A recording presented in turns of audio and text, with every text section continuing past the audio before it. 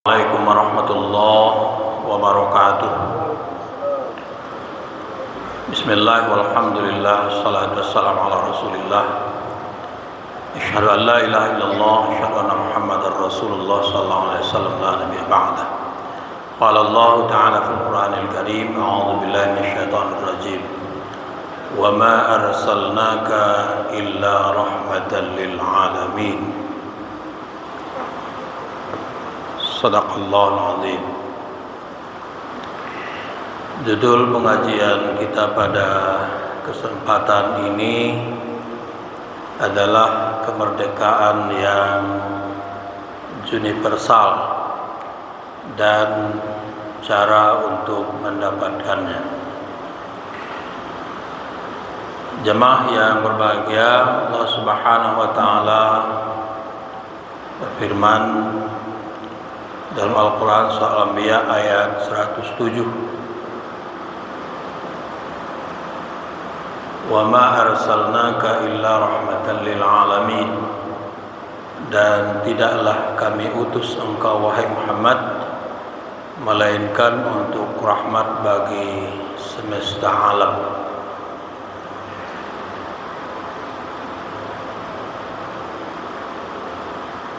Negara kita ini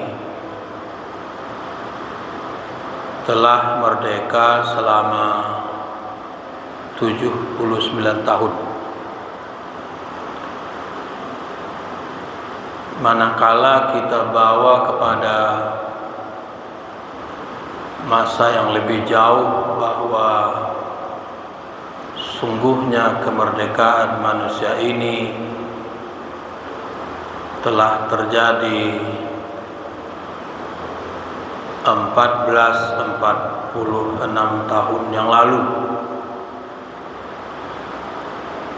yakni dengan diutusnya Nabi Muhammad sallallahu alaihi wasallam dan diturunkannya Al-Quran sebagai pedoman bagi umat manusia.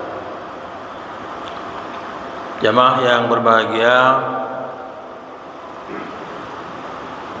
kemerdekaan menurut Al-Quran adalah kemerdekaan yang sesungguhnya, yang tidak bergantung kepada makhluk, tapi hanya bergantung kepada Allah Subhanahu wa ta'ala.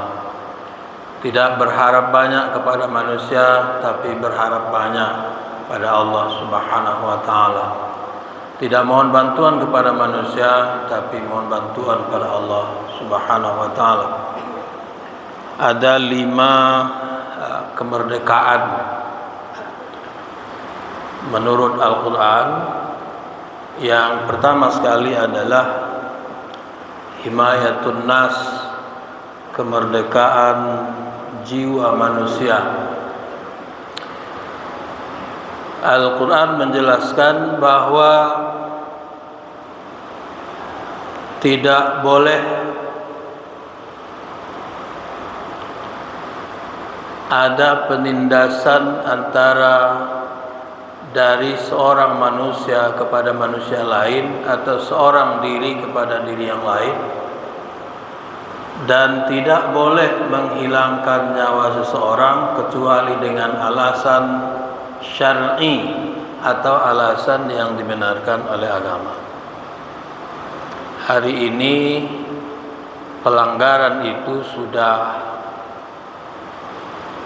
bukan sekedar diambang batas, tapi kelewat batas. Lihatlah hari ini dengan mudahnya orang menghilangkan nyawa orang lain atau menghilangkan nyawa saudaranya tanpa satu sebab yang dibenarkan oleh agama. Nanti di hadapan Tuhan dia akan mendapatkan atau akan memperoleh hukuman yang seberat-beratnya. Karena dalam satu firman Allah SWT, siapa yang membunuh satu nyawa seakan-akan dia membunuh seluruh manusia. Dan siapa yang memelihara satu nyawa, seakan-akan dia menghidupkan seluruh manusia. Al-Quran menyebut seperti itu.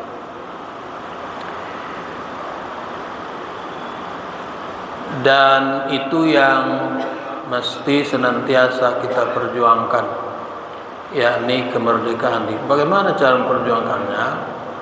Tentu saja dengan berpedoman kepadanya dan mengakui sesungguhnya bahwa Tuhannya hanyalah Allah Subhanahu wa taala. Tidak boleh ada cacat sedikit pun, sebagaimana yang disebutkan oleh Allah Subhanahu wa taala dalam surat yang kedua.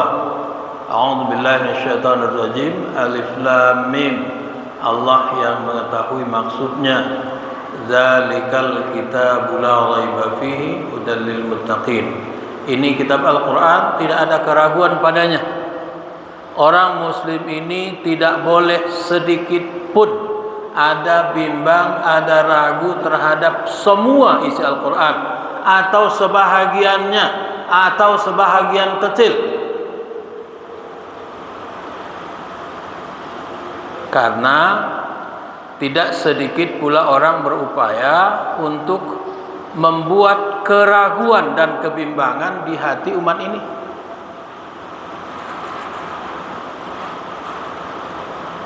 Hari ini yang berdakwah itu bukan hanya pendakwah yang tujuannya untuk kebenaran, tapi ada yang berdakwah tujuannya untuk menyesatkan umat. Seakan-akan pelajaran-pelajaran disampaikannya adalah pelajaran yang benar, kedengarannya dari awal benar, tapi kemudian secara perlahan-lahan dia plesetkan, kemudian membuat orang menjadi sesat.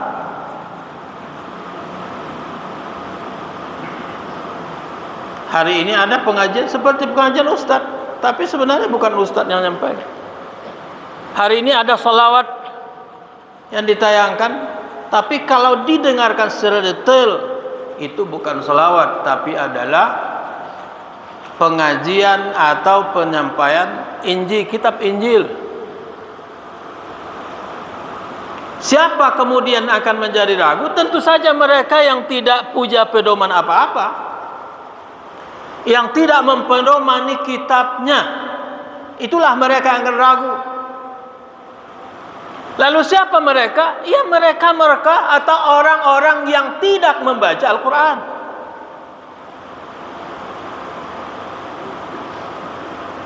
Tidak membaca Al-Quran. Masa kita sebagai umat tidak membaca kitab kita, sehingga ketika orang datang menyampaikan pesan seakan-akan benar, padahal dia sudah melenceng dari ketentuan. Bagaimana kita menghilangkan itu? Baca Al-Quran dengan benar. Semua pesan-pesan yang kita perlukan ada di dalam Al-Quran.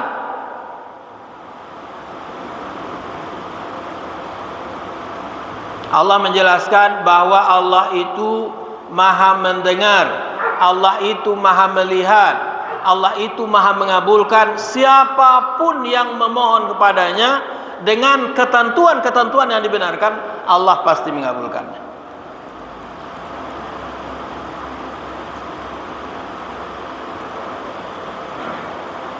Jemaah yang saya hormati, belajar dari perjalanan kehidupan Nabi dan Rasul, betapa jalan-jalan yang mereka tempuh adalah jalan yang sulit. Bukankah Allah menolong mereka? Iya.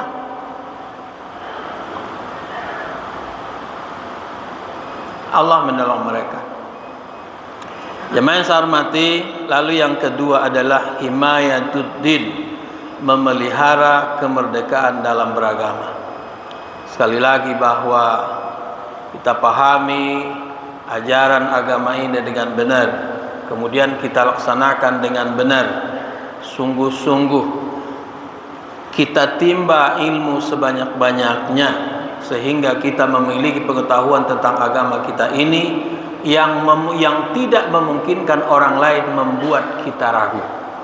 Sehingga dengan demikian kita punya pegangan, punya pedoman yang benar, sehingga pesan apapun yang akan membuat kita rusuh, yang akan membuat kita bimbang, itu kita bisa tepis terlebih dahulu. Jamaah zuhur rahimakumullah, dua hal itu kita pegang sedemikian rupa karena ini adalah kemerdekaan yang sesungguhnya. Semoga bermanfaat. Assalamualaikum warahmatullahi wabarakatuh.